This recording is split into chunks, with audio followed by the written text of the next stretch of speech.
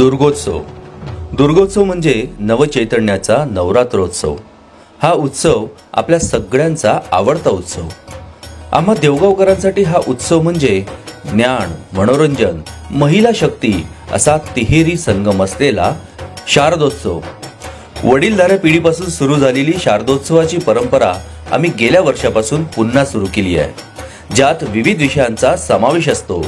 शेती मातीसह मुलांच्या शिक्षणातील परिस्थितीचा, भारतीय संस्कृती परंपरेसह जीवनातील आनंदाच्या वाटा शोधण्याचा, शिवाजी महाराजांचे विचार, आजच्या तरुणांची दशा व दिशा, समाजाची पोलिसांकडून व पोलिसांची समाजाकडून असलेल्या अपेक्षेवर व्याख्यानमाला.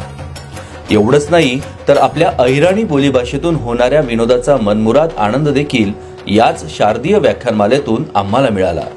मग वाट कसली बघताय? येताय ना आमच्या देवगावात होणाऱ्या शारदीय व्याख्यानमालेचा आनंद घ्यायला? आणि हो, गेल्या वर्षी झालेल्या व्याख्यानमालेचा आनंद घ्यायचा असेल तर आवाज मराठीच्या प्लेलिस्ट मध्ये देवगाव शारदीय व्याख्यानमाला नक्की बघा. आमंत्रक समीर पाटील, सरपंच व समस्त देवगाव ग्रामपंचायत.